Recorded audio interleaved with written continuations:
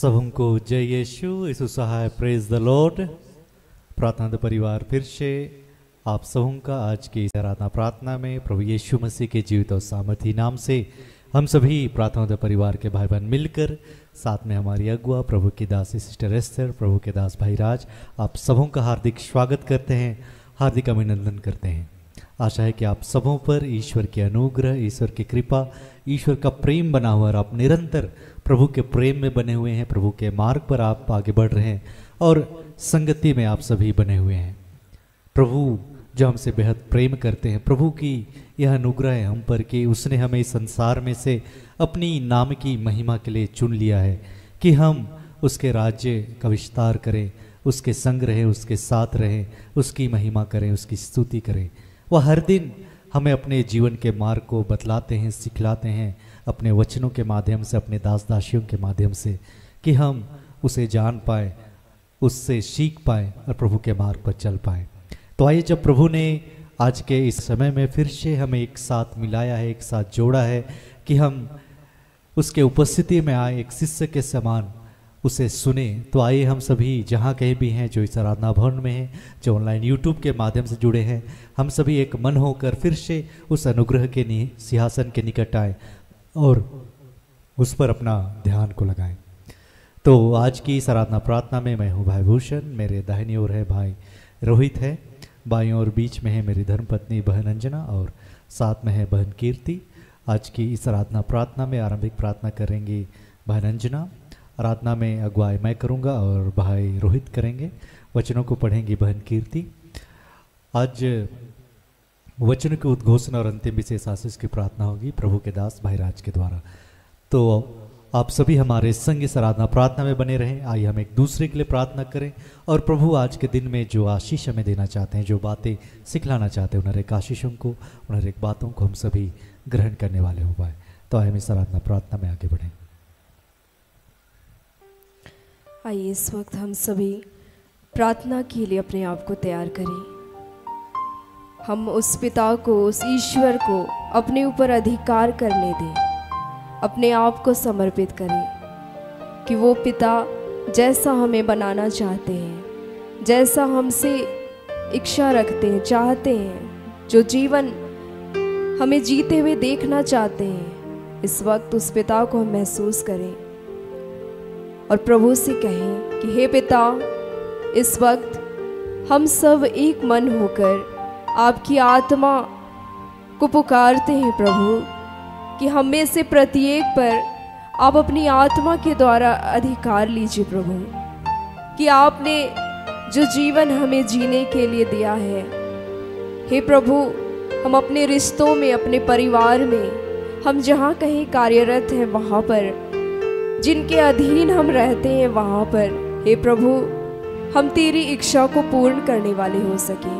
हे पिता, हम अपने हर एक पापों को स्वीकार करते हैं, हम अपनी कमजोरियों, दुर्बलताओं में आपके सामर्थ्य को देखना चाहते हैं। हे पिता, हम तेरे निकट आते हैं और तुझसे प्रार्थना करते हैं कि इस वक्त में जितने आपके बच्चे जुड़ रहे हैं प्रभु, जुड़ने वाले हैं पिता, हर एक पर तेरी आत्मा को मांगते हैं कि आप अपनी आत्मा के द्वारा इस वक्त हर एक को अपने आनंद से, अपनी शांति से, अपने प्रेम से भर दीजिए प्रभु, ताकि हर एक कोई अपनी लाचारी में, अपनी दुर्बलता में, अपनी परेशानी में, अपने अकेलेपन में, हे पिता, तेरे इस प्रेम को महसूस कर सके। क्योंकि हे पिता, जिस प्रेम से तू हमें संभालता है प्रभु, जिस अद्भुत प्रेम को आप हमारे जीवन में देते हैं प्रभु, वैसा प्रेम ना आज तक किसी ने किया, ना कोई कर सकता है प्रभु।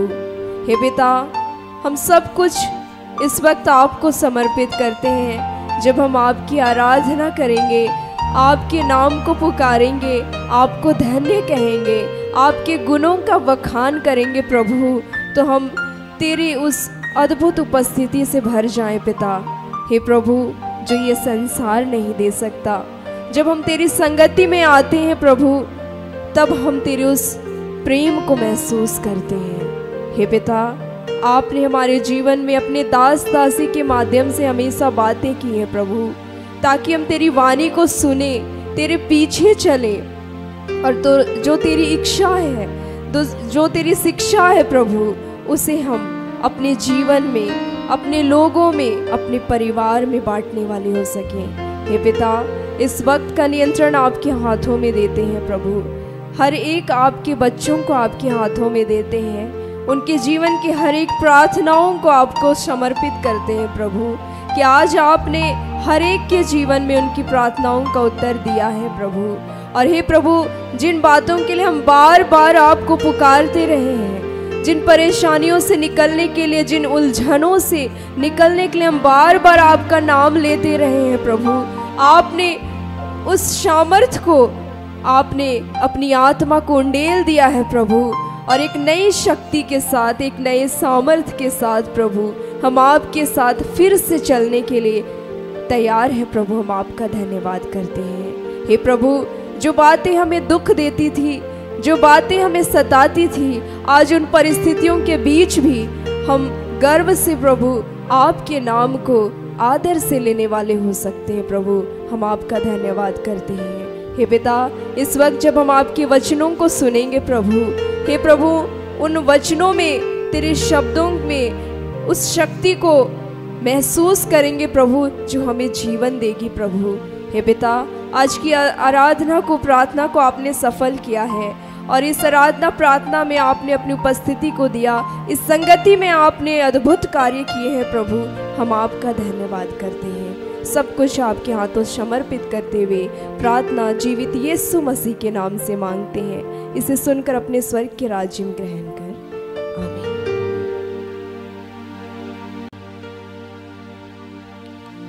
आइए इस घड़ी से हम उस प्रभु यीशु की इस घड़ी हम आराधना करें। इस घड़ी हम अपने हृदय को खोलते हुए अपनी हर एक इच्छा, अपनी हर एक चाह जो हम ईश्वर से रखते हैं, उसे ईश्वर को समर्पित करेंगे।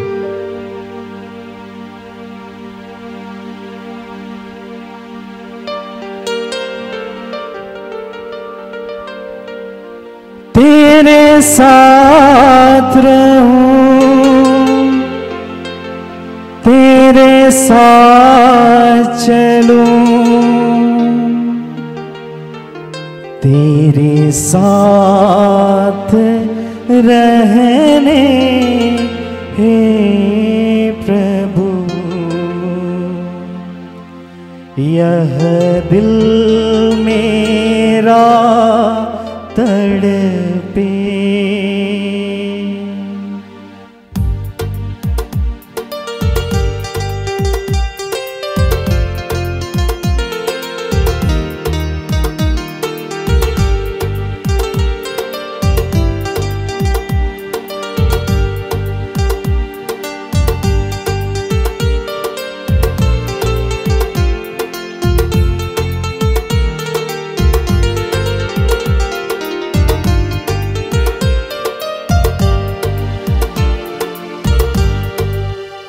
तेरे साथ रहने प्रभु, यह दिल मेरा तड़पे।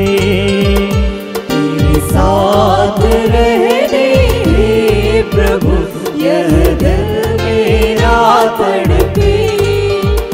तेरे साथ रहने प्रभु, यह दिल मेरा तड़पे। तेरे साथ रहने प्रभु, यह दिल मेरा तड़पे। तेरे साथ रहूं, तेरे साथ चलूं, तेरे साथ रहूं, तेरे साथ चलूं, हो तेरे साथ रहूं, तेरे साथ चलूं, तेरे साथ रहूं, तेरे साथ चलूं, तेरे साथ रहने प्रभु, यह दिल मेरा तड़पे। तेरे साथ रहने प्रभु, यह दिल मेरा तड़पे।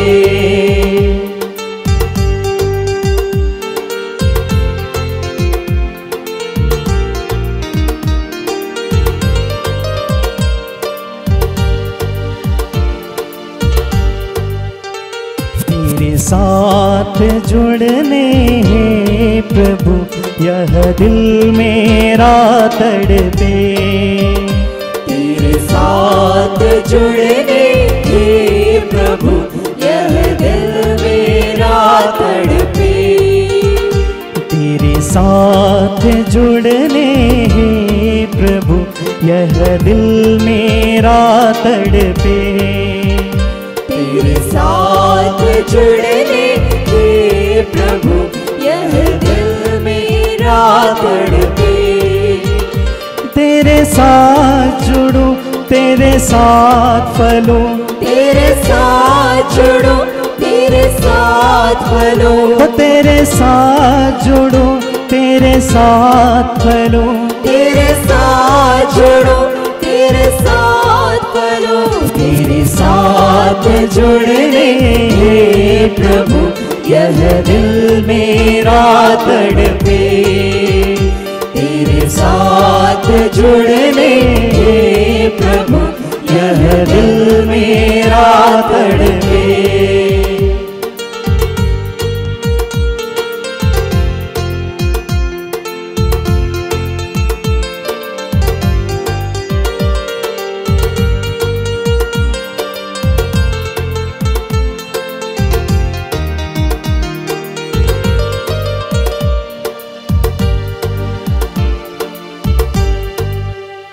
तेरा दास बनने प्रभु यह दिल मेरा तड़पे।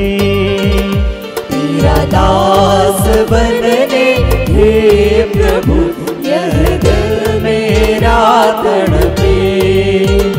तेरा दास बनने प्रभु यह दिल मेरा तड़पे। तेरा दास बनने प्रभु यह दिल मेरा तड़पे। तेरा दास बनूं तेरा काम करूं। तेरा दास बनूं तेरा काम करूं। तेरा दास बनूं तेरा काम करूं। तेरा दास बनूं तेरा काम करूं। तेरा दास बनने प्रभु यह दिल मेरा तड़पे। तेरा दास बनने प्रभु यह दिल मेरा तड़पे।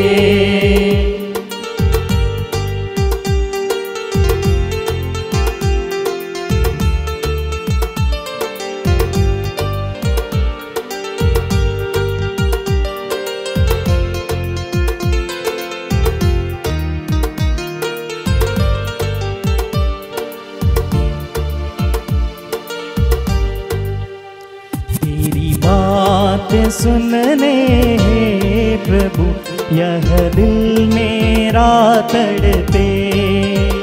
तेरी बात सुनने प्रभु यह दिल मेरा तड़पे। तेरी बात सुनने प्रभु यह दिल मेरा तड़पे। तेरी बात सुनने प्रभु यह दिल मेरा तड़पे। तेरी बात सुनो तुझे नाथ कहूँ। तेरी बात सुनो तुझे नाथ कहूँ। तेरी बात सुनो तुझे नाथ कहूँ। तेरी बात सुनो तुझे नाथ कहूँ। तेरी बात सुनने प्रभु यह दिल मेरा तड़पे। तेरी बात सुनने प्रभु यह दिल मेरा तड़पे। तेरे साथ जुड़ने प्रभु यह दिल मेरा तड़पे। तेरे साथ जुड़ने तेरे साथ जुड़ने प्रभु यह दिल मेरा तड़पे। तेरा दास बनने प्रभु यह दिल मेरा तड़पे। यह दिल मेरा तड़पे, यह दिल मेरा तड़पे, यह दिल मेरा तड़पे, यह दिल मेरा तड़पे। धन्यवाद स्वर्ग में विराजमान पिता, धन्यवाद प्रभु यीशु, धन्यवाद पवित्र आत्मा प्रभु। इस घड़ी प्रभु आपने हम सबको अपनी उपस्थिति से भरा प्रभु। इस घड़ी आपने हमारी प्रार्थनाओं को स्वीकार किया, हमारी आराधना को ग्रहण किया प्रभु। हम सब मिलकर आपका धन्यवाद करते हैं। हे प्रभु, इस घड़ी फिर से हम तुझे पुकारते हैं, तेरे पवित्र आत्मा की इस घड़ी हम मांग करते हैं प्रभु। इस घड़ी हम तेरे जीवित वचन को सुनने जा रहे हैं प्रभु। इस घड़ी हमारे आत्मिक आंखों को खोलना प्रभु, हमारी आत्मिक कानों को खोलना, हमारी आत्मिक बुद्धि को खोल देना प्रभु। किस घड़ी हम तेरे जीवित वचन को ग्रहण करने वाले हो सके प्रभु। हे प्रभु, इस घड़ी हम आपके दास हमारे अगुए भाई राज के लिए धन्यवाद करते हैं प्रभु। इस घड़ी तो उनके शरीर को अपना मंदिर बना लिया है प्रभु। इस घड़ी उनके मुख से होकर हम सबसे प्रभु तू बातें करने जा रहा है प्रभु। हम तेरा धन्यवाद करते हैं फिर से प्रभु, सारी आशीषों के लिए, सारी कृपाओं के लिए, सारी अनुग्रह के लिए हम सब आपका धन्यवाद करते हैं। और इस प्रार्थना को उन्हें हमारे प्रभु यीशु के पावन और मीठे नाम से मांगते हैं। इसे सुनिए और स्वर्ग के राज में ग्रहण कीजिए। आमीन। यहाँ के लिए आज का जो ठहराया गया वचन है, जो प्रभु ने अपनी बेटी, अपनी दासी सिस्टर एस्थर के माध्यम से दिया है, उस वचन को हम सब सुनेंगे। यशाया ईसाया का ग्रंथ अध्याय 44 उसका 21 और 26 से 28। याकूब, इस बात पर विचार करो, इज़राइल तुम मेरे सेवक हो, इस बात पर विचार करो। मैंने तुमको गढ़ा और अपना सेवक बनाया। इज़राइल तुम मेरे साथ विश्वासघात नहीं करोगे। 26 से 28। मैं अपने सेवक की वाणी सच प्रमाणित करता और अपने दूतों की योजनाएं सफल बनाता हूँ। मैं यरूशलेम के विषय में कहता कि वह बसाया जाए, और यूदा के नगरों के विषय में कि उनका पुनर्निर्माण हो। जो उजाड़ा गया मैं उसे फिर बनाऊंगा। मैं विशाल समुद्र से कहता सूख जा, और नदियों से मैं तुम्हें सुखा दूंगा। मैं सिरुस के विषय में कहता हूँ, वह मेरा चरवाहा है। वह यह कहते हुए मेरी इच्छा पूरी करेगा। यरूशलेम का पुनर्निर्माण हो, मंदिर फिर उठाया जाए। यहाँ तक यह प्रभु की वाणी है। ईश्वर को धन्यवाद।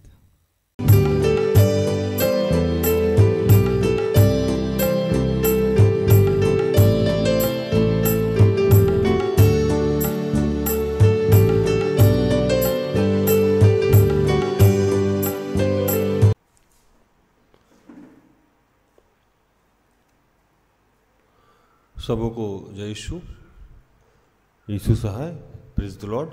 आइए हम प्रार्थना करें।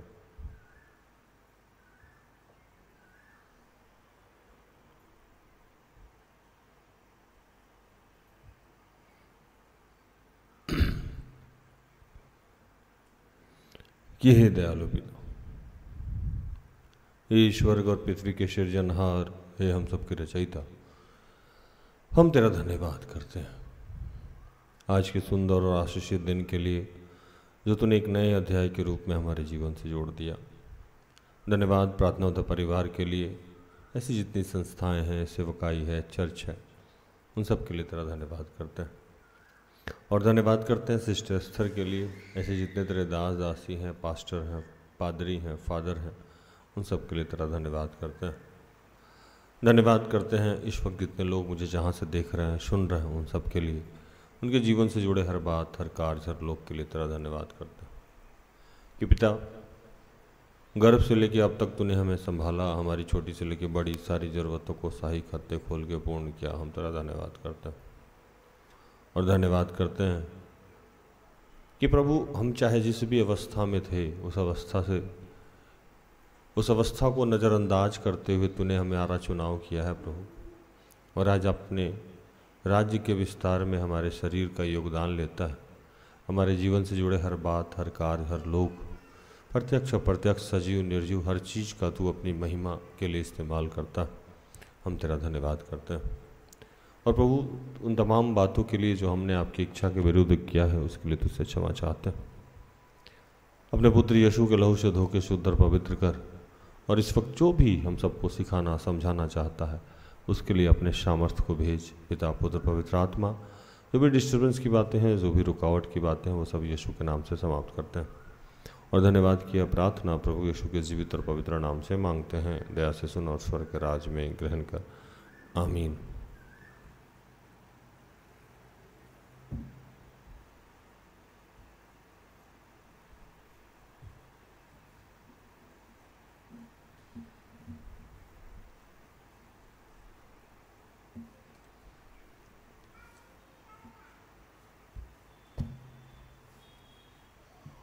आज जो वचन मिला हम लोगों को वो यशाया 44 का 21 और 26 to 8, यशाया 44 का 21 और 26 से 28।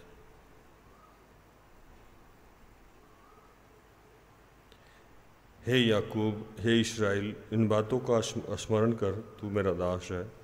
मैंने तुझे रचा है, इसलिए तू मेरा दास है।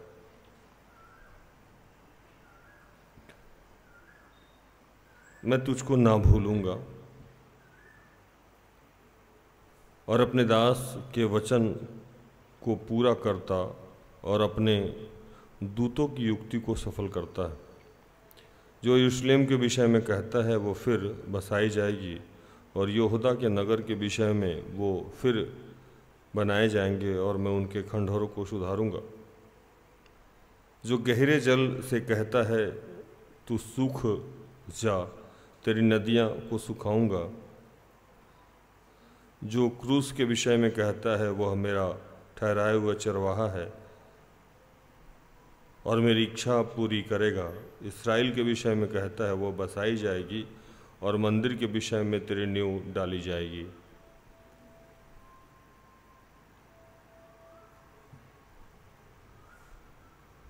नहीं चल रहा।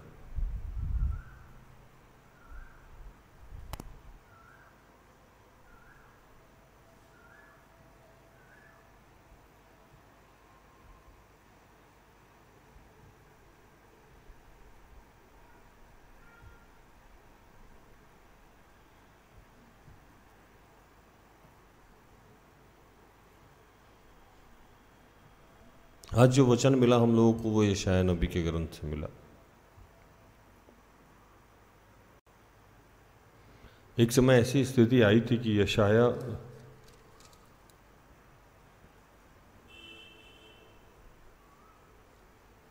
नबी के माध्यम से कुछ उद्घोषणाएं हो रही थी, और विशेषकर उन लोगों के लिए हो रही थी जो उस समय इस्राएल में थे और जितने इस्राएली थे उनसे प्रभु बात कर रहा था यशाया नबी के माध्यम से।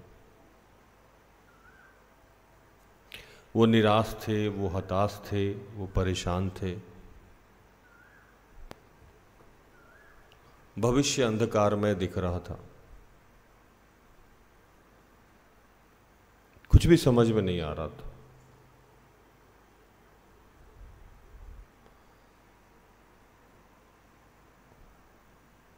और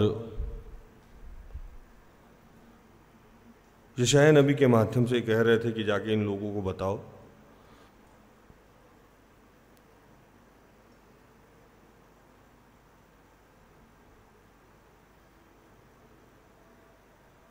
कि जो ये लोग हैं उनका चुनाव किसी विशेष वजह से हुआ है,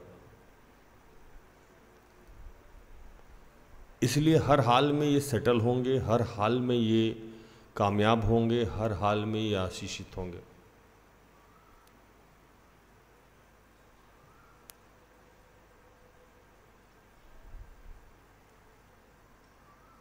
और आज भी यही स्थिति है कि आज हम जैसे जितने लोग हैं, जो प्रभु के लोग हैं, प्रभु उनको कह रहा है कि मैं आपको सेटल करूंगा। आपकी स्थिति आज चाहे जितनी बुरी है, जितनी परेशानियों से आप जूझ रहे हैं, चाहे आप जहां हैं, बहुत छोटी छोटी समस्याएं हमारे जीवन में होती है। जैसे किसी घर में किसी का किडनी प्रॉब्लम है, डायलिसिस कराना और पैसा नहीं। कोई बच्चा है जिसके पापा शराबी हैं, कहीं एडमिट हैं, ठीक नहीं हो पा रहे हैं, बार बार ठीक होते हैं, बार बार शराब पीने लग रहे हैं, समस्या जाती ही नहीं। कोई है जो बरसों से गरीब है, खाने का परेशानी, पीने का परेशानी, किसी के पास घर नहीं है, कोई पढ़ना चाहता है, इन्वायरमेंट नहीं है। हम सबके जीवन में कुछ ऐसी आदतें हैं जो हम नहीं चाहते हैं करने के लिए, लेकिन कर लेते हैं, जैसे व्यभिचार, जैसे नशा, जैसे झूठ बोलना, हजार तरीक़ा की बातें जो इंसान नहीं चाहता लेकिन हो जाता है। हम जानते हैं ये गलत है, नहीं करना चाहिए, लेकिन कर बैठते हैं। बाइबल में लिखता है कि जो मैं नहीं करना चाहता हूं वही मैं कर जाता हूं। तो प्रभु आज एक बात कह रहे हैं कि इन सारी चीज़ों से आपके जीवन की जो भी परेशानियां हैं, किसी की हड्डी टूट गई है जो प्रभु दिखा रहा है, जुड़ नहीं पा रहा, जुड़ जाएगा।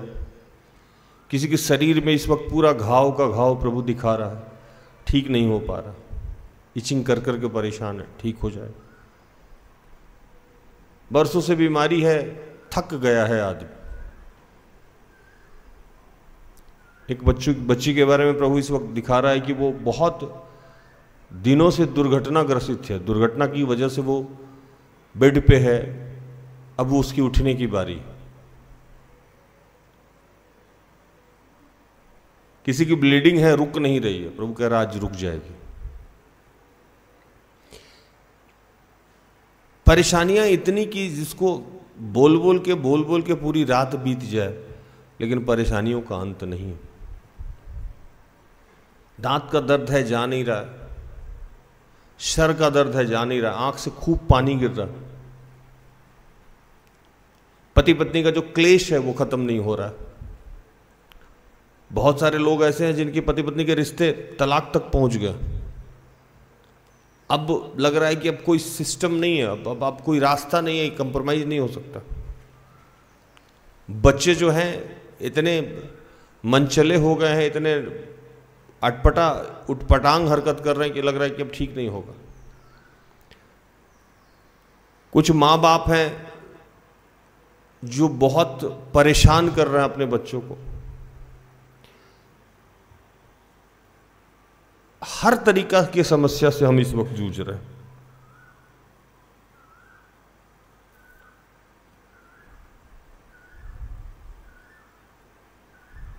कोई कंसीव करने के लिए परेशान है, हो नहीं रहा। प्रभु कह रहे हैं देखिए ये सारी चीजें जो आपके जीवन में हो रही है, घट रही है, समस्याएं हैं, ये सब ठीक हो जाएगी। बहुत ध्यान से समझिएगा इस बात को। तो परेशानियां चाहे जिस टाइप की हो, जैसे उस समय इस्राएली के जीवन में परेशानी थी, इस समय हमारे और आपके जीवन में परेशानी। लेकिन प्रभु कह रहा है कि परेशानियां की लिमिट चाहे जितनी बड़ी हो, परेशानियां का स्तर चाहे जितना बड़ा हो, दुख चाहे जितना बड़ा हो, मैं इसको ठीक करूंगा। और ठीक इसलिए नहीं करूंगा कि आप क्रिश्चियन हैं, विश्वासी हैं, या आप मुझे दान देते हैं, दशवांश देते हैं, या आप बहुत अच्छे काम करने वाले हैं, इसलिए ठीक नहीं करूंगा। मैं ठीक इसलिए करूंगा कि आप मेरे दास हैं। हालेलुया। किस लिए ठीक करूंगा? कि आप दास हैं। विश्वासी अलग चीज होता है, धर्मी अलग चीज होता है, और दास अलग चीज होता है।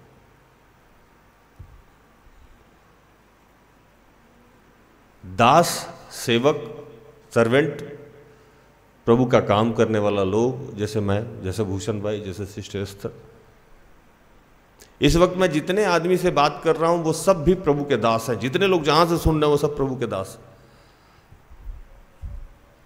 और आपकी जीवन की समस्याओं का समाधान प्रभु करेगा। आपको कुछ और करने की जरूरत नहीं पड़ेगी, बस प्रभु का काम करते रहिए। हालेलुया। प्रभु का काम करते रहिए। आप अपने दुर्बलताओं को नजरअंदाज कीजिए, आप अपनी समस्याओं को नजरअंदाज कीजिए। हालांकि बड़ा कठिन है, घर में खाने के लिए नहीं है और प्रभु का काम करना है, करना होगा। मैंने भी किया। राशन खरीदने के लिए पैसा नहीं रहता था, लेकिन प्रभु के काम प्रचार में निकलते थे। पेट्रोल भराने के लिए पैसा नहीं रहता था, लेकिन काम करते थे। फी देने के लिए पैसा नहीं होता था, लेकिन फिर भी मैं कांटा टोली, टमटम टोली, प्रार्थना उद्धा पहुंच जाता था। गाड़ी का EMI देने के लिए पैसा नहीं होता था, गाड़ी उठने वाली थी, फिर भी मैं जाता था। कई बार ऑटो भाड़ा नहीं रहता था, फिर भी मैं जाता था। अगर आज इस मूल मंत्र को आप समझ लिए तो आज ही आपके जीवन में एक नया उदय होने वाला है। जितने प्रभु के चुने हुए दास हैं, जिनको प्रभु ने इसलिए रचा है, अब किस लिए रचा है, पढ़िए वचन।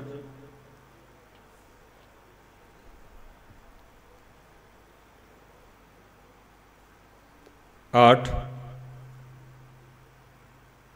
7 और 8, 43 का 7 और 8।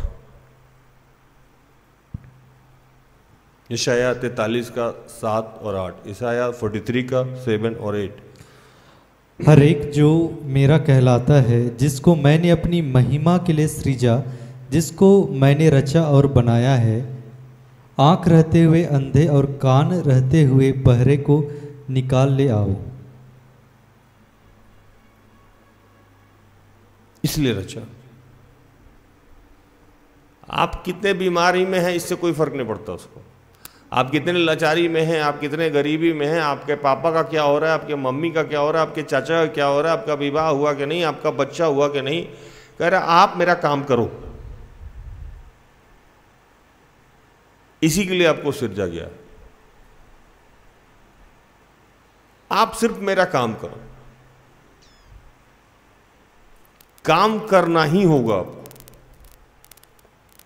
लिखता है यहां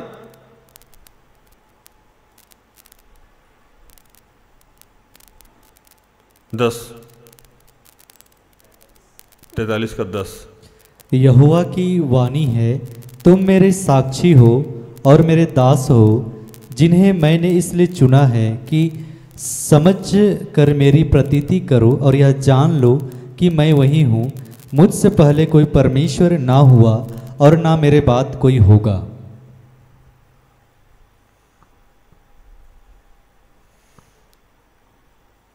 कह रहे कि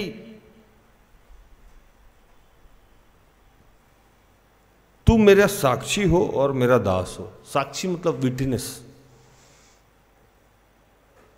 गवाही। जैसे हम लोग के पास कोई आता है और कहता है कि कर्ज नहीं जाता है, कहां से जाएगा कर्ज? कोई स्रोत तो दिखता ही नहीं। मैं हंसता हूं, कर्ज जाता है, प्रभु इंतजाम करता है। वो बोलता है ना, मैं बोलता हूं हाँ। वो बोलता है ना, मैं बोलता हूं हाँ। कैसे भाई? तो मैंने अपने आंखों से अपने ही जीवन में देखा इस काम को करते हुए। प्रभु ने मेरे ही जीवन में किया है, मेरा कर्ज गया है। तो मुझे आप कितना भी ना बोलोगे तो मैं कैसे मान लूंगा? मैं तो हाँ ही बोलूंगा। साक्षी हो गया ना मैं। अब ये बात मैं लोगों को बताना बंद कर दूं कि मेरे जीवन में क्या आशीष मिल रहा है या मिल रहा है, और मैं कहूं कि नहीं बाकी सब चीज ठीक कीजिए। जैसे पहले प्रभु मेरा कर्ज आधा उतारा, फिर वो राशन की समस्या को ठीक किया, फिर वो स्कूल फी की समस्या को ठीक किया। अब मैं उसको कहूं कि नहीं, मेरा फैक्ट्री जब खुल जाएगा तब मैं काम करूंगा आपका, बुझन में। या मेरा, हम लोग टर्म एंड कंडीशन रख देते हैं ना प्रभु के पास कि आप ये कर दीजिए फिर मैं ये काम करूंगा। अब कितने बच्चे मेरे पास आते हैं, कहते हैं भैया एक बार मैं सेटल हो जाऊं उसके बाद तो प्रभु का ही काम करना है। बेटा तुम सेटल हो जाओगे तो प्रभु के हाथ लगोगे। ऐसा मैंने कोई व्यक्ति नहीं देखा हो जब कंप्लीट वो सेटल हो जाए और वो प्रभु के काम में आए। मैं तो गिनती से नाम रखा हूं लोगों का कि जैसे उसकी नौकरी लगी वो प्रभु को छोड़ा, जैसे उसको बच्चा हुआ वो प्रभु को छोड़ा, जैसे उसकी बीमारी गई वो प्रभु को छोड़ा, जैसे वो नकारात्मक शक्ति से मुक्त हुआ वो प्रभु को छोड़ा। वो जैसे ही फ्री होता है उसको लगता है कि अरे अब तो मेरा लाइफ बनाने का टाइम आ गया। लाइफ कैसे बनेगा? तो हम बिजनेस करेंगे, नौकरी करेंगे, घर बनाएंगे, सेटल होंगे, सोसाइटी के लिए कुछ करेंगे और उसके बाद तो बुढ़ापे में प्रभु का काम करेंगे ही करेंगे ना। पंच बनेंगे, है क्या भूषण, है ना, घर घर जाएंगे। तो प्रभु बेवकूफ थोड़े। प्रभु कहता है कि मैंने गर्भ में ही तुझ पे चित्र लगाए रखा था, बचपन में। और जब से मैं चाह रहा हूं कि आप काम करो तब से आप काम नहीं करना चाह रहे हो, बाकी सब करना चाह रहे हो, मेरा काम नहीं करना चाह रहा हो। तो आज प्रभु ये कह रहा है कि अगर आप मेरा काम कर रहे हो और आप में कोई अच्छाई नहीं है तो मैं भी आपकी सारी प्रॉब्लम सॉल्व कर दूंगा। ये नई बात मैं बाइबल की बता के जा रहा हूं और इसके जीवित गवाही मैं हूं। मेरे अंदर कोई अच्छाई नहीं पाई जाती। मुझे लगता है कि दुनिया का आखिरी बुरा आदमी हूं और आखिरी अपराधी आदमी हूं और आज भी मुझसे बहुत बड़ी बड़ी गलतियां हो जाती है, कभी जान के कभी अनजाने में। लेकिन प्रभु मुझे राजकुमार की तरह जिलाता है। आज सिर्फ एक काम मैं उसमें कॉम्प्रोमाइज नहीं करता हूं।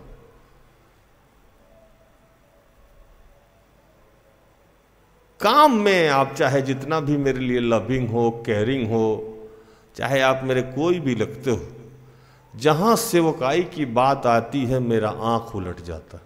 मुसन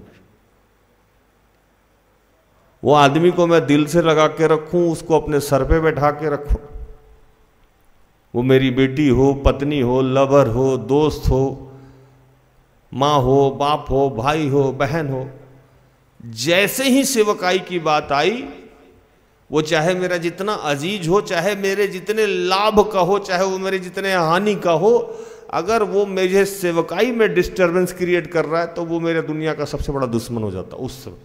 और मेरे साथ जितने लोग काम करते हैं सबको ये बात पता है। चूंकि मुझे पता है कि जब तक मैं उसका काम नहीं करता था तब तक मेरा कोई अस्तित्व नहीं था, और जब से मैं काम करता हूं तो इसी काम के माध्यम से मेरा सब कुछ है।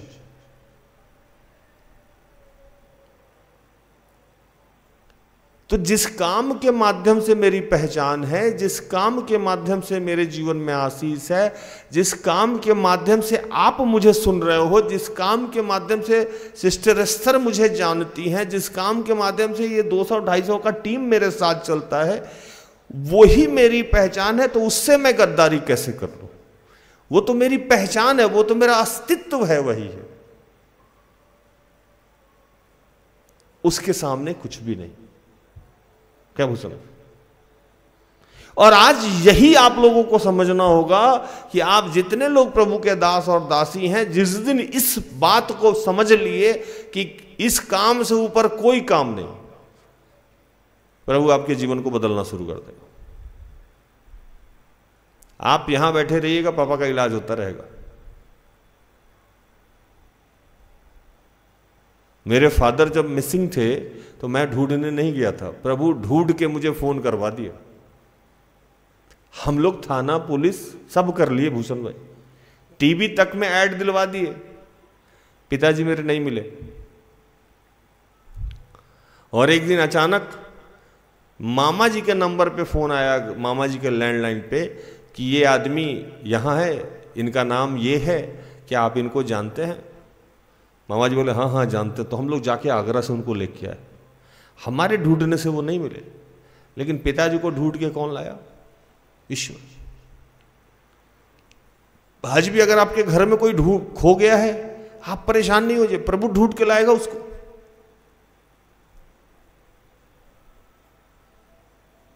जब पूरे समाज में मुझे भला बुरा बोला जा रहा था तो मैं उस समय सेवकाई कर रहा था। मैं आज भी किसी का फोन नहीं लेता हूं, अपने सुविधा से फोन लेता हूं।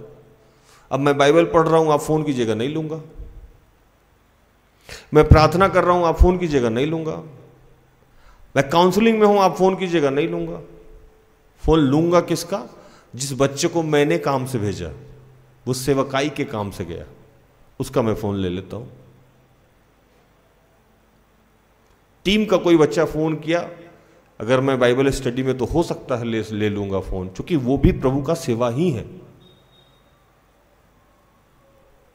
लेकिन अब उस समय कोई रिलेटिव फोन करे, हम नहीं ले सकते। या कोई मेरा मित्र फोन करे, या मेरा कोई सहेला या सहेली फोन करे, हम फोन नहीं ले सकते, क्योंकि वो बात मुझसे जो करेगा वो प्रभु का काम नहीं होगा। इस गहराई को आज प्रभु के सारे दास दासी को समझना चाहिए कि प्रभु मेरा और आपका चुनाव सिर्फ इस वजह से किया है कि हम लोगों को प्रभु के बारे में बताएं, और कुछ और नहीं बताएं। हमने जो अपनी आंखों से देखा है प्रभु के काम को, और अपने कानों से जो सुना है, और अपने जीवन में या अपने माँ बाप के जीवन में या अपने परिवार के जीवन में जो महसूस किया है, वही तो बताना है लोगों को। और अगर ऐसा हम कर रहे हैं तो प्रभु कह रहा है कि आपके जीवन को मैं नए सिरे से खड़ा कर दूंगा। 100% आप सेटल होने जा रहे हैं, आपको कोई रोक नहीं सकता है, क्योंकि आप मेरे दास हैं, मेरे साक्षी हैं।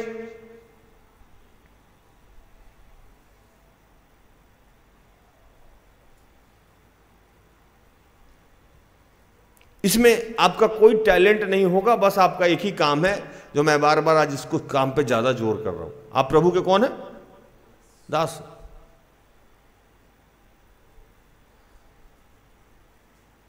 मैं इस बात को बार बार कहता हूं कि कोई आदमी बैंकर है, कोई आदमी टीचर है, कोई आदमी प्रोफेसर है, कोई आदमी कहीं भी गवर्नमेंट सर्वेंट है वो, या कोई आदमी प्राइवेट सेक्टर में काम कर रहा है, उसका जो ड्यूटी आवर है 10 से 5 हो सकता है, 9 से 6 हो सकता है।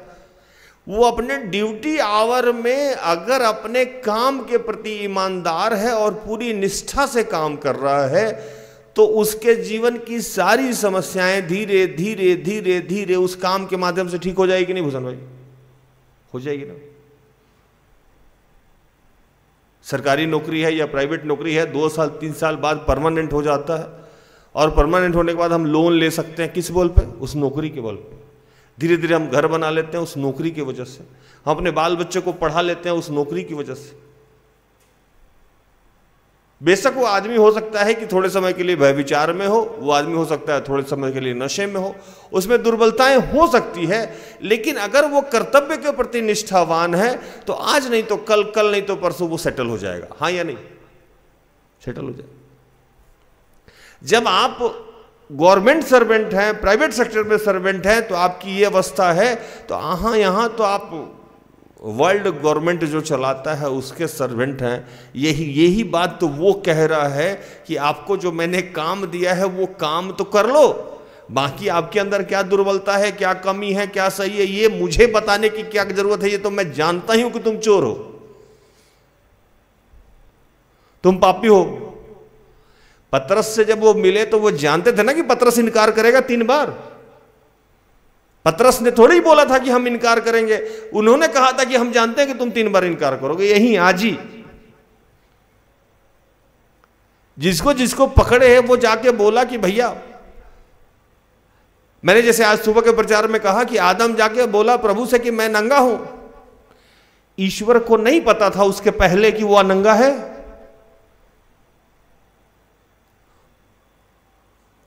आदम जब ईश्वर से रोज मिलता था तो वस्त्र पहन से मिलता था कि नंगा मिलता था?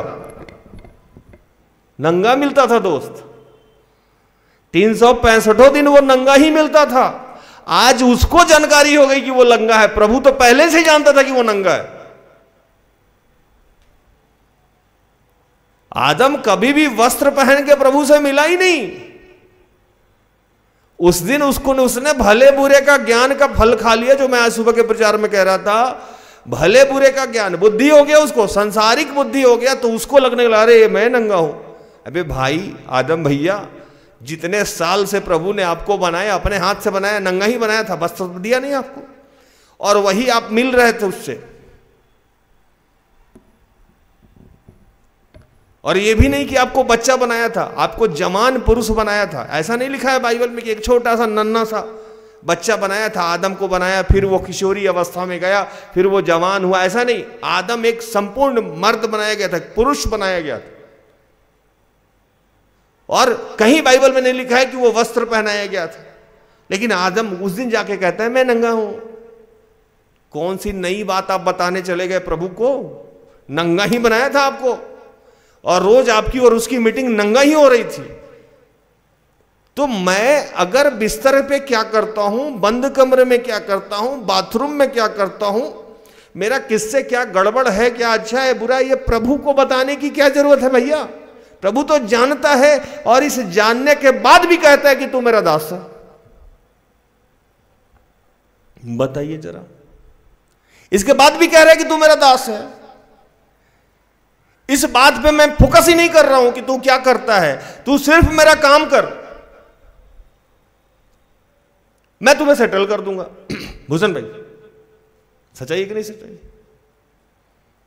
हम जाके बार बार कहते रहते हैं हम व्यभिचारी हैं, हम शराबी हैं, हम गरीब हैं, हम ये हैं। अरे नया बताओ यार, ये तो वो जानता ही है, और इस जानने के बाद भी वो चुनाव किया। एक जगह वचन बड़ा इंटरेस्टिंग लिखा है,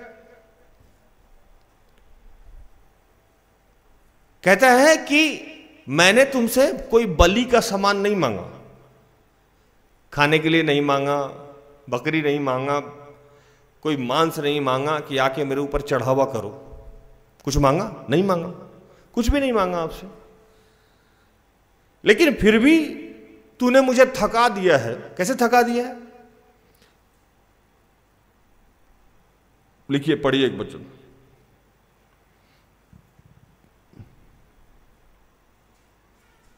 बाईस पढ़िए, 43 का 22।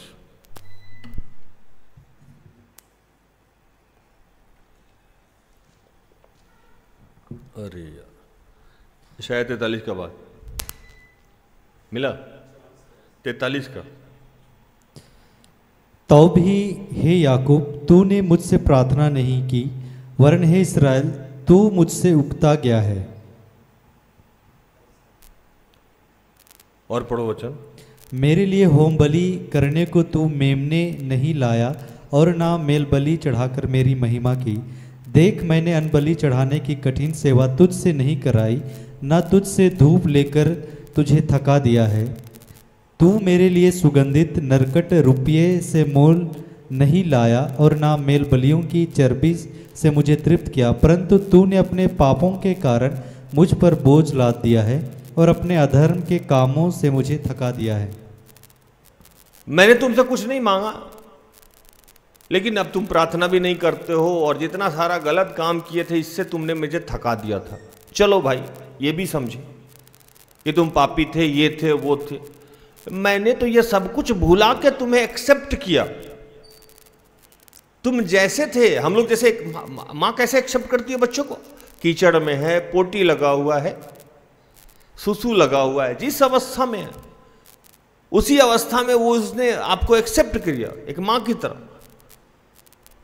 और कहा कि ठीक है, आगे से मैं इन सारी बातों पे ध्यान नहीं करूंगा, तुम जिस अवस्था में हो सिर्फ मेरा काम करो। लिखता है 25, 43 का 25। मैं वही हूँ जो अपने नाम के निमित्त तेरे अपराधों को मिटा देता हूँ, और तेरे पापों को स्मरण ना करूंगा। मैं तो सब कुछ भुला दिया। मैं पिछली कोई बात दोहराता ही नहीं हूं आपसे। एक जगह एक वचन लिखता है 43 का 18 और 19 पढ़ो। अब बीती हुई घटनाओं का स्मरण मत करो, ना प्राचीन काल की बातों पर मन लगाओ। देखो, मैं एक नई बात करता हूँ, वह अभी प्रकट होगी, क्या तुम उससे अनजान रहोगे? मैं जंगल में एक मार्ग बनाऊंगा, और निर्जल देश में नदियाँ बहाऊंगा। कुछ लोगों को आप अपने लाइफ में देखे होंगे कि जब मिलेगा ना तो पुरानी बात करेगा। मैं कई बार कितने अपने मित्र लोगों से कहता हूँ कि देख भाई, पुराना किस्सा नहीं, मेरे साथ खाने बैठे हो, मेरे साथ पीने बैठे हो, मेरे साथ मस्ती करने बैठे हो, नया, व्हाट इज न्यू, नए पे बात करते हैं। अब पिछले साल हम क्या किए थे, तुम क्या किए थे, तुम हमसे ऐसे बोले, तुम हमसे ऐसे बोले, वो ऐसे बोला, वो ऐसे बोला, इस मीटिंग को खराब नहीं करो। हो सकता है कि बहुत सारी बातें आप हमसे ऐसे पूछ रहे हो जो मुझे भी याद नहीं हो सकता मैंने किया हो, लेकिन मुझे याद नहीं है कि उस समय मैंने क्यों किया, कैसे किया, पवित्र आत्मा ने मुझे क्यों गाइड किया, या मैंने स्वार्थ में किया या मैंने पाप में किया, ये मुझे भी याद नहीं है कि मैंने उस घड़ी ये काम क्यों किया। अब ये बात याद करने वाला और पिछली बातों को बात कर करके उससे कोई लाभ नहीं होता है। आप हर बार प्रार्थना में बैठ रहे प्रभु से एक ही किस्सा कह रहे हैं, या बैठ ही नहीं रहे हैं, अगर बैठ रहे हैं तो फिर वही पुरानी, वो कहना था ना, वही पुराना तेरा बहाना, देर से आना और ये कहना वादा तो निभाया। सुने तो सुने, है ना, हमेशा एक ही डायलॉग देना। कह रहे हैं कि अगर तुमको लगता है कि डिस्कशन करने से मुद्दा सॉल्व हो जाएगा तो आओ बैठ के डिस्कशन करते हैं। पढ़िए एक वचन 26,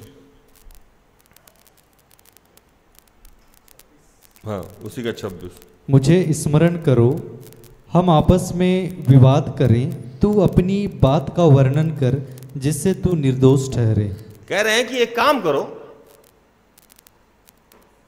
बैठ जाते हैं हम साथ में और विवाद करते हैं, वाद विवाद करते हैं, मतलब डिस्कशन करते हैं, और कोई एक बात तुम जीवन में बता दो हमको जिससे तुम अपने आप को निर्दोष साबित कर दो। कोई एक बात, ईश्वर कह रहे हैं कोई एक बात एक जगह पे बता दो जहां तुमने गलत नहीं किया हो, पाप नहीं किया हो, निर्दोष हो अपने आप को, तो मैं मान लूंगा। मैं तो जानता ही हूं कि तेरे मूल पुरुष जहां से तू आया है वह तक पापी था। 27, तेरा मूल पुरुष पापी हुआ और जो जो मेरे और तुम्हारे बीच बिचवाई हुए वे मुझसे बलवा करते चले आए हैं। सब जहां से तुम निकले हो वो भी पापी था, वो भी मेरे खिलाफ गया था। जो तुम्हारा मिडिल मैन था वो भी पापी था, सब के सब पापी थे। हम लोग कहां से निकले? हमारा मूल पुरुष कौन है? हमारा मूल पुरुष आदम है। आदम मूल पुरुष है ना, मूल मतलब सबसे पहला जड़ है ना, तो आदम से ही आदम पहला बना ना। उसने पाप किया कि नहीं किया? किया। तो वहीं से हमारा डीएनए ही खराब कर दिया वो। और जितने बीच में सेवक आए, दास दासी आए, कोई भी आया, वो सब गलत ही किया बीच में। प्रभु कहा कि तुम जो पिछली बातों को हमेशा दोहराते रहते हो, खुद ही फंस जाओगे, बर्बाद हो जाओगे। पता लगा मेरे और तुम्हारे बीच में डिस्कशन होगा तो तुम खत्म हो जाओगे। उस बात को दोहरा क्यों रहे हो? और अपने बारे में क्या बताना चाहते हो मुझे? गरीब हो, अंधे हो, अनपढ़ हो, लाचार हो, अनमैरिड हो, मैरिड हो, निसंतान हो, क्या बताना चाहते हो? ऐसा क्या बताना चाहते हो जो मैं नहीं जानता नहीं हूं? आदम हो गए हो, जाके कह रहे हो मैं नंगा हूं। मैं नहीं जानता था कि आदम नंगा है। मैं नहीं जानता हूं कि आप गरीब हैं। मैं नहीं जानता हूं कि आपके पापा इस समस्या में हैं। मैं नहीं जानता हूं कि आपकी मम्मी इस समस्या में है, आपका भाई इस समस्या में है, आपको घर नहीं है, आप रेंट पे रहते हो, आपका शराब का लत नहीं जा रहा है, आपका भय विचार में फंस जाते हो। मैं क्या है जो नहीं जानता हूं? और क्यों डिस्कशन कर रहा हूं? मैं तो भुलाते जा रहा हूं, भुलाते जा रहा हूं। जब भी आप क्षमा मांगते हो मैं भुलाते जा रहा हूं, भुलाते जा रहा हूं। मैंने सब कुछ भुला दिया है, आप भी भुला जाओ। सब कुछ आप भूल जाओ और नए सिरे से स्टार्ट करो। नए सिरे से स्टार्ट क्या करना है आपको? तो बस दास बनना उसका। अपने ऊपर कोई फोकस नहीं करना है, अपनी दुर्बलता के ऊपर नहीं करना, अपने अमीरी गरीबी के ऊपर नहीं, अपनी निसंतानता के ऊपर नहीं, लोग क्या कह रहे हैं, कुछ किसी भी समस्या के ऊपर या किसी भी कमेंट के ऊपर आपको फोकस नहीं करना। लिखता है एक वचन 28, इस कारण मैंने पवित्र स्थान के हाकिमों को अपवित्र ठहराया, मैंने याकूब का सत्यानाश और इस्राएल को निंदित होने दिया है। सब कुछ मैंने समाप्त कर दिया जो पहले का था, जो आपके जीवन को गड़बड़ कर रहे थे, जो आपके जीवन को खराब कर रहे थे, मैंने उनके साथ ऐसा होने दिया, बुरा होने दिया। लेकिन अभी के लिए मैं ऐसा कह रहा हूं कि अब से ऐसा मैं नहीं करूंगा, क्योंकि आप मेरे क्या हैं? 22, 21, 44 का 21।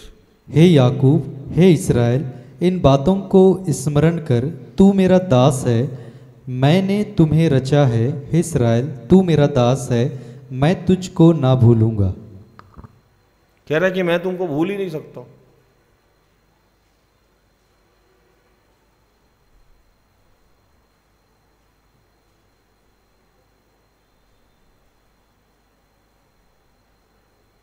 और ये सब इसलिए है, एक वचन लिखता है 6:44 का 6-7,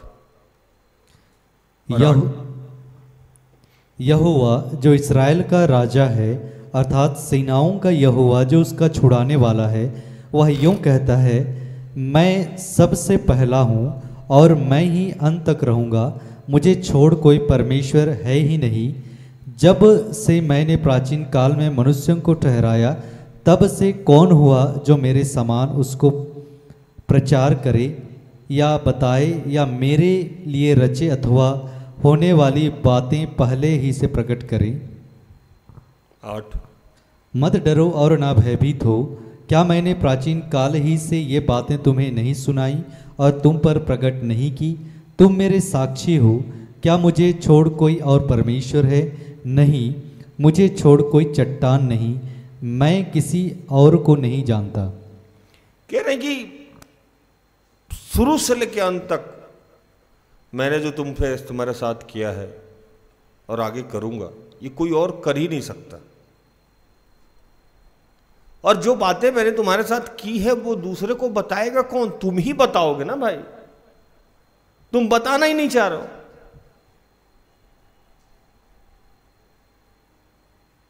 तुम बताना नहीं चाह रहे, ये सब काम करना चाहते हो लेकिन मेरे बारे में नहीं बताना चाहते हो। मैं कौन हूं?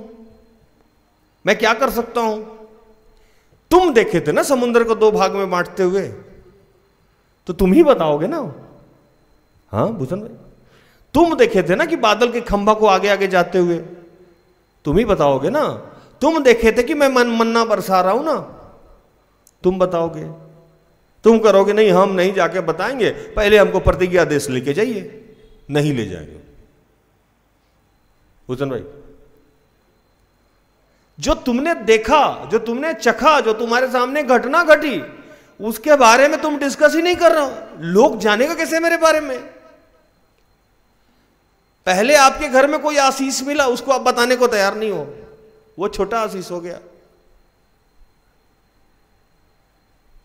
अब जैसे एक छोटा सा उदाहरण दे, अब अंशुराज मान लीजिए दुष्ट आत्मा से मुक्त हुई, अब इसके बारे में कोई चर्चा नहीं है। अब पापा का किडनी ठीक हो जाएगा तब मानेंगे। अरे गजब है ना। अब भैया मेरा नौकरी हो जाएगा तब। पिछला जो हुआ वो, अगर प्रभु बोले कि वही ठीक नहीं करता तो ये सब के लिए तुम देखने के लिए रहती भी, या इस पे तुम विचार भी कर सकती थी। पूरा परिवार एक ही चीज में इन्वॉल्व रहता भूषण भाई। तो ये हमको नहीं बताना है लोगों से, ये कोई अब माने ही नहीं रखा।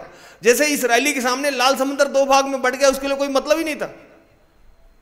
नेक्स्ट लहसुन कहां से आएगा, अदरक कहां से आएगा, मन्ना कहां से आएगा, इतना बड़ा बड़ा प्रभु काम किया, वो नहीं भैया बताना होगा। इसीलिए तो तुम दास हो मेरे, इसीलिए तुम साक्षी हो। आपके जीवन में जो पीछे आशीष मिली है उसको उसके बारे में तो आप चर्चा ही नहीं कर रहे हो।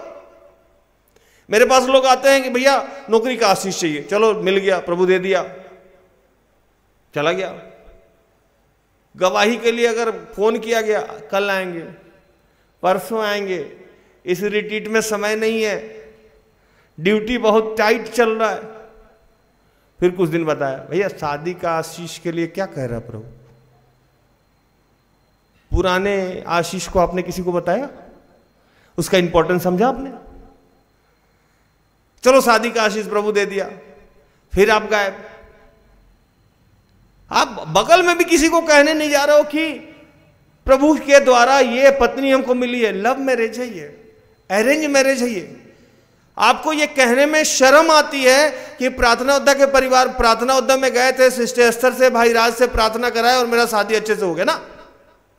ये जोड़ भी नहीं पाते हो आप, ये जुड़ भी नहीं पाता आपके लाइन में।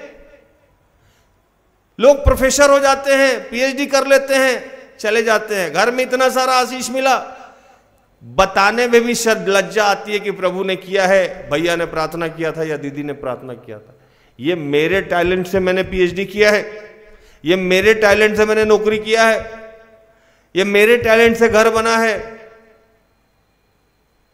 भैया जब आपको कोई नहीं पूछता था उस समय प्रभु ने पूछा है, और किसी न किसी दाद के माध्यम से पूछा है, वो राज हो, सिस्टर एस्तर हो या कोई और है।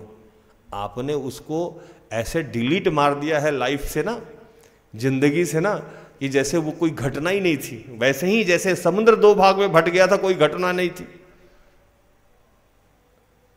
वैसे ही पुराने आशीष को आपने डिलीट मार दिया है। और उसके लिए कोई एहसानमंद नहीं है, ना प्रभु का ना प्रभु के दास का। और चर्चा करना तो उसको लगता है कि ये बात अगर जोड़ के बताएंगे तो मेरा टैलेंट कहाँ गया। मैंने नौकरी पाया है, मैंने पीएचडी किया है, मैंने गाड़ी खरीदा है, मैंने घर बनाया है, मेरी शादी हो गई, मैं खूबसूरत थी इसलिए मेरा चुनाव हो गया। शर्म आती है कि लोग कहे कि प्रभु का पिछली जो बातें हुई वो तो आप किसी को बता ही नहीं पा रहे हो, तो काहे का दास हो आप। जरूरी थोड़े है कि पुलपिट पे आके ही प्रचार करो तभी आप दास होगे, जरूरी थोड़े है कि आराधना करोगे तभी दास होगे। प्रभु की बातों को साक्षी और दास का क्या मतलब, आपके जो जीवन में हुआ है, आसपास के जो जीवन में हुआ है, जो आपने देखा है, उस बातों को तो आप साझा कर ही नहीं पा रहे हो, और नए आशीष के फेरे में पड़े हो। नया आशीष दे देगा, क्यों दे आपको नया आशीष, नया आशीष दे देगा, फिर तो आप उसको भी हजम कर जाओगे, ढकाड़ भी नहीं लोगे, फिर कहोगे फिर नया आशीष दीजिए तो बताएंगे।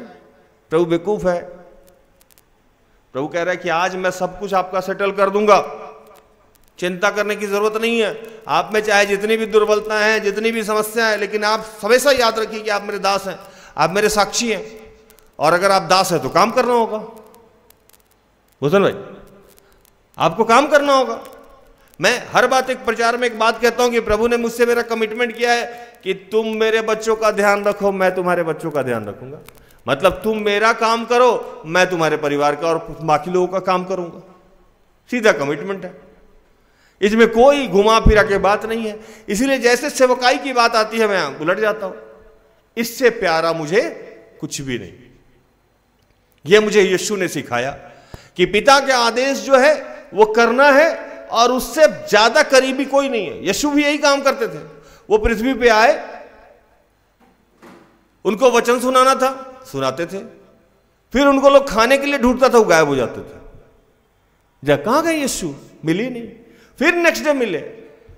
कोई आप यीशु से पूरे 3 साल 3.5 साल में यीशु के जीवन से देखोगे तो किसी से उन्होंने कोई भी पर्सनल रिश्ता कायम नहीं किया था। अगर किसी के घर पे भी गए तो पिता ने भेजा था कि जाओ इससे प्रेम कर लो ताकि इसका उद्धार हो जाए, जाओ इससे बात कर लो ताकि इसकी गंदी आदत छूट जाए। और जैसे फ्री होते थे वो गायब हो जाते थे, कभी पहाड़ पे चले गए, कभी कहीं चले गए, अपने 12 शिष्य से भी अलग हो जाते थे वो, इंडिपेंडेंट, क्योंकि उनका सिर्फ एक ही मकसद था, सेवकाई। वो जानते थे कि वो पिता के दास हैं, वो पिता के सेवक हैं। पिता ने किसी काम की वजह से उनको भेजा था, और वो काम करने में कभी भी चूके नहीं। अपने कर्तव्यों का निर्वहन करने में यीशु कभी भी नहीं चूके। ना वो शादी के चक्कर में रहे, ना बाल बच्चा के चक्कर में रहे, ना अपना घर बनाने के चक्कर में रहे, ना गाड़ी खरीदने के चक्कर। बुझ यीशु कुछ चर्चा की है ये सब बात। उनका एक ही काम था कि पिता का जो मैसेज है वो लोगों तक पहुंचा देना। आप भी प्रभु के दास हैं। चलिए मैं मानता हूं कि आपके लिए घर जरूरी है, आप यीशु नहीं हो सकते, आपके लिए पत्नी जरूरी है, पति जरूरी है, बच्चे जरूरी है, लेकिन आज वही बात तो प्रभु कह रहा है कि मेरा काम तो करिए, ये सब चीजें मैं आपको ऐसे ही दे दूंगा। और जितने लोग प्रभु के दास हैं और जितने लोग प्रभु का काम कर रहे हैं, अगर ईमानदारी से अगर आप काम कर रहे हैं, आपके अंदर भर भर के दुर्बलता भी क्यों ना हो, प्रभु कह रहा है कि आज मैं आपको सेटल करूंगा। हालेलुया। कहता है कि मैं वही हूं, आप जान लीजिए। 44 का 27,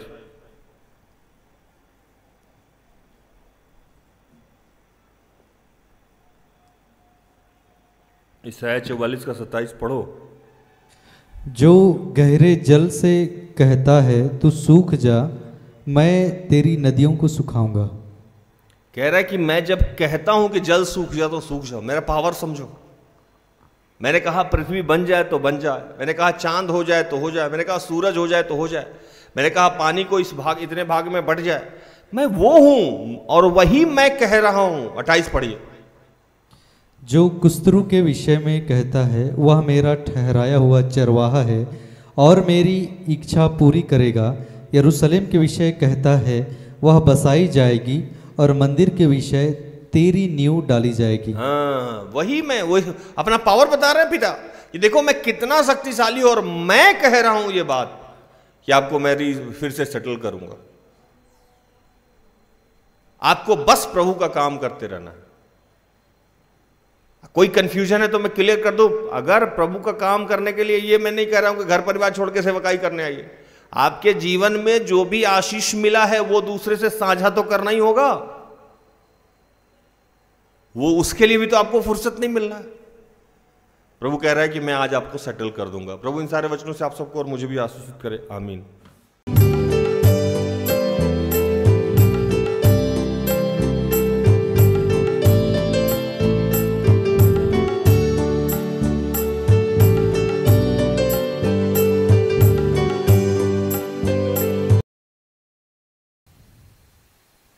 आइए हम प्रार्थना करें।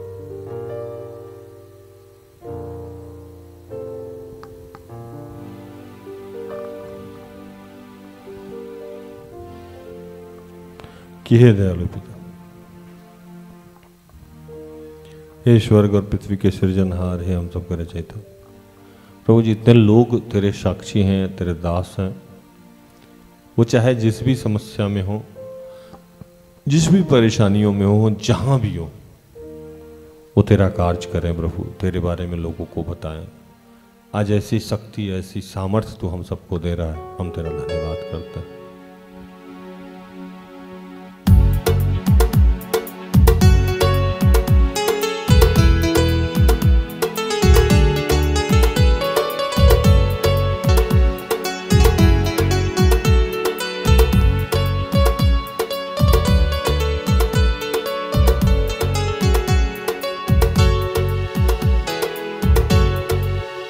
हम यीशु मसीह के चेले दुनिया में धूम मचा देंगे।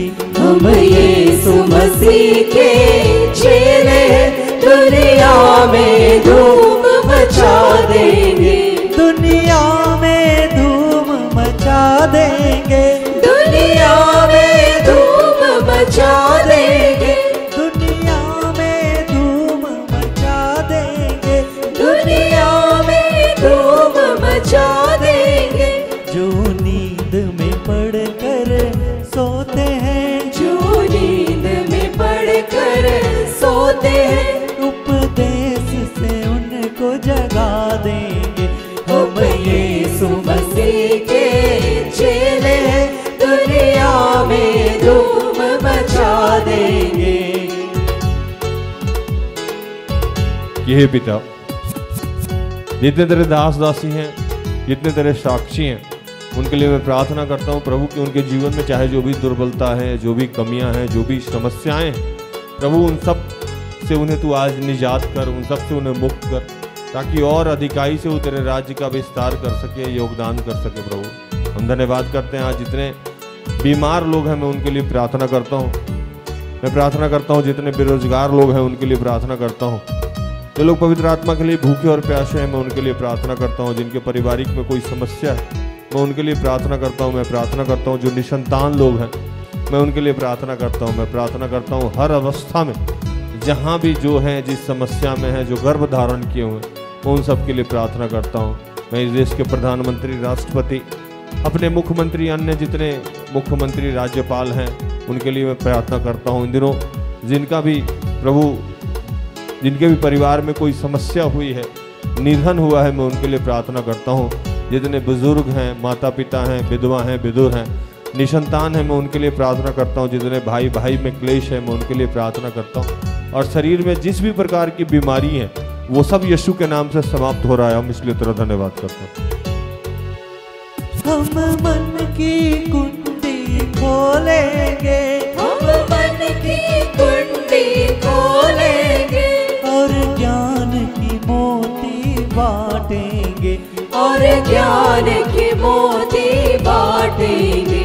इंजील मुकद्दस पढ़ पढ़ कर, इंजील मुकद्दस पढ़ पढ़ कर हृदयों को शांत बना देंगे। हम यीशु मसीह के चेले दुनिया में धूम मचा देंगे। हम यीशु मसीह के चेले हैं। जितने तेरे दास दासी इस वक्त बीमार हैं, जिनके दांत में दर्द हो रहा है, जितने लोग यात्रा में हैं, उन सबको तेरे हाथों में समर्पित करते हुए तमाम प्रार्थना को प्रभु यीशु के जीवित और पवित्र नाम से मांगते हैं। दया से सुन और स्वर्ग के राज में ग्रहण कर, आमीन। तो धन्यवाद, प्रभु आप सबको आशीष दे। आशा करते हैं कि आज के प्रार्थना से, आराधना से, वचनों की उद्घोषणा और अंतिम प्रार्थना से प्रभु ने आप सबको स्पर्श किया होगा। प्रार्थना परिवार निरंतर आपका आभारी है कि आप हमारे साथ हैं, हमारा सहयोग करते हैं। पूरे मंथ प्रभु ने आप सबको आशीष दिया है, हम सबको आशीष दिया है, इसके लिए धन्यवाद करके आज रात में सोए। सुबह 6 बजे और संध्या 5:45 में हमारी आपकी फिर से मुलाकात हो जाएगी। तब तक के लिए स्वस्थ रहें, सुरक्षित रहें, सरकारी नियमों का पालन करें, प्रभु के आदेश का पालन करें। जैसा मैं रोज कहता हूं कि हम सब में बहुत सारी दुर्बलताएं, कृपया हमें क्षमा करें और हमारे लिए प्रार्थना करें। प्रार्थना होता परिवार, अगर आपके किसी भी काम आए तो कृपया हमें संपर्क करें, हम सब अपने आप को धन्य समझेंगे। प्रभु आपको आशीष दे। जय यीशु, इसे सहाय। Praise the lord. Good night, goodbye. सारे दिल से, सारे मन से तेरी आराधना मैं करूं, तेरी आराधना मैं करूं। सारे दिल से, सारे मन से तेरी